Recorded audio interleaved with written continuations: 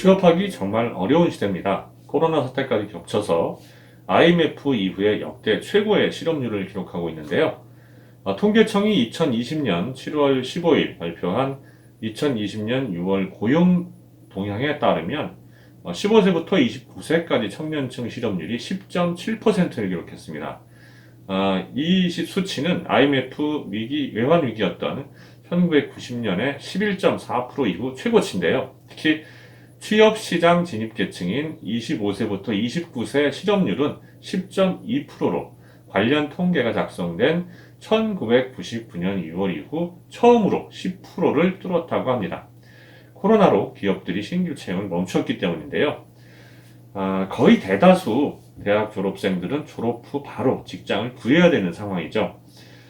경제적으로 홀로서기를 한다는 상징적인 의미 외에도 학자금 대출을 갚아야 하는 실질적인 이유 때문인데요.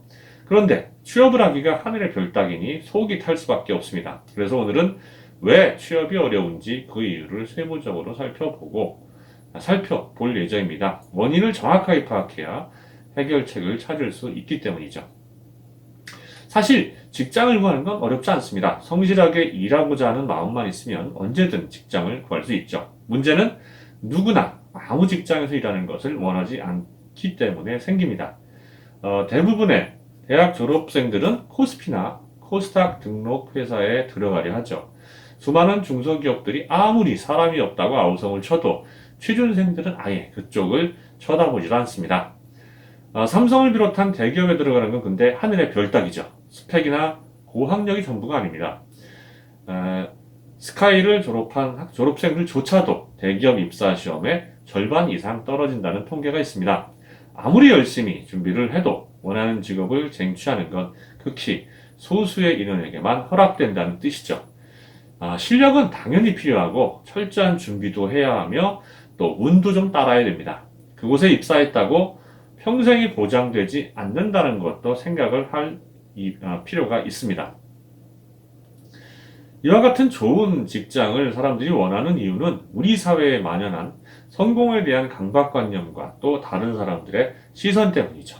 어린 시절부터 지속된 부모의 영향력도 엄청납니다. 이러다 보니까 막상 그 회사에 왜 들어가야 됐는지에 대한 이유는 막연하거나 아예 생각해 본 적도 없습니다.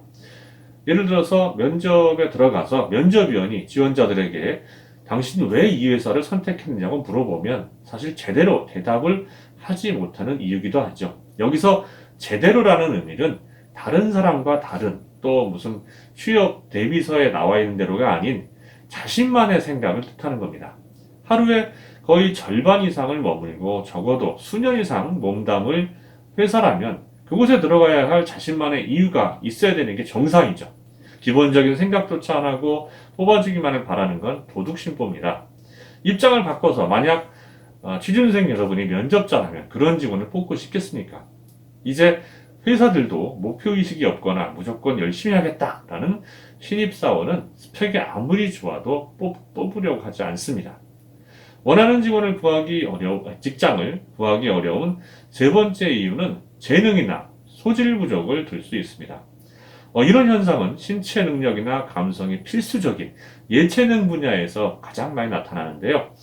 축구나 야구 등 프로스포츠, 연주자, 또 미술가 등으로 활동하려면 반드시 타고난 재능이 필요합니다. 노력만으로는 이 차이를 극복하기 어렵죠. 왜냐하면 타고난 천재들도 그만큼 노력을 하거든요.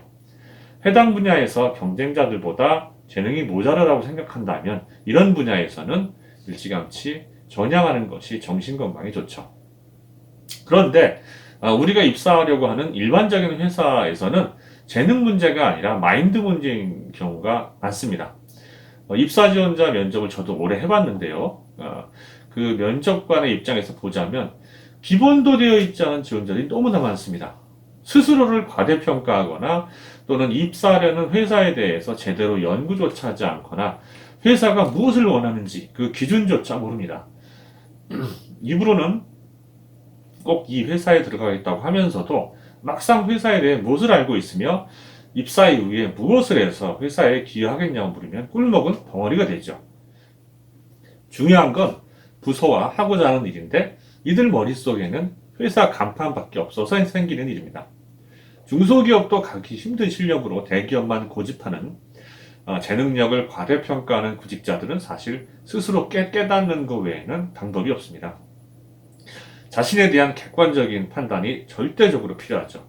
목표로 삼는 회사에 다니는 선배나 또 지인들에게 부탁해서 절 좀 평가해달라고 부탁을 해야 합니다. 그 후에야 본인이 그 수준에 맞는지, 그 회사 수준에 맞는지, 그리고 과연 내가 들어갈 수 있는 적정 수준의 회사는 어딘지를 가늠할 수가 있는 거죠.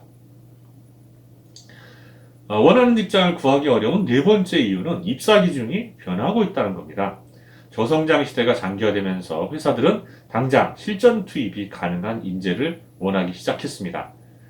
재직 중인 사원들은 요새 신입사원들이 학교에서 무엇을 배우는지 모르겠다며 푸념을 하고 있죠. 사실 신입사원을 뽑는 이유는 업무 부담을 덜기 위해서잖아요. 근데 신입사원이 들어오면 처음부터 완전 기초부터 다시 가르치는 복무 역할을 해야 되니까 이럴 거면 차라리 안 뽑는 게 더 낫다는 의견이 나오는 거죠. 그런데 이에 비해서 경력직 사원은 현장 투입이 즉시 가능합니다.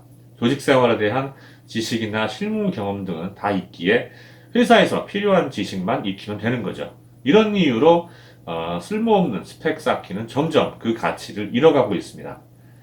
스펙과 또 고학력의 허상을 경험한 기업들의 학습 효과가 퍼지면서 신입사원의 취업문은 앞으로 더 좁아질 것이 분명합니다.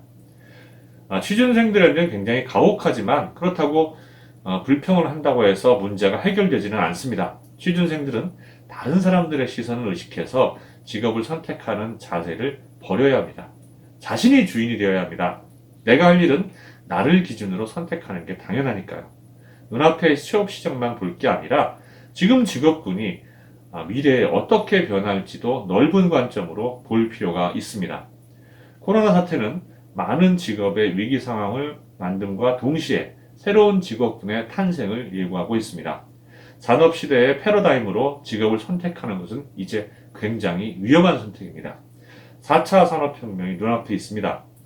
미래지향적이고 또 자기중심적인 안목으로 직업을 선택을 해야 할 때입니다. 직장과 직업에 대한 정확한 이해, 자신의 적성과 직업의 상관관계, 직업의 변화 양상과 트렌드 등을 살펴보고 최적의 방안을 찾아야 합니다. 이제 영원히 좋은 직장은 없습니다. 그것도 본인의 미래를 보장하는 회사도 없습니다. 뚜렷한 목표도 없이 남들처럼 대기업에 들어가겠다고 취업 재수 또 삼수를 하며 시간만 보내다 아무도 찾지 않는 백수로 영영 남을 수도 있다는 것을 명심하십시오. 설사 들어간다 하더라도 준비 없이 또 나에 대한 분석 없이 들어가면 내게 안 맞는 직장이라고 후회할 수 있습니다. 무엇을 해야 행복할지 또 질리지 않고 열심히 할 수 있을지 자꾸 생각해 보십시오.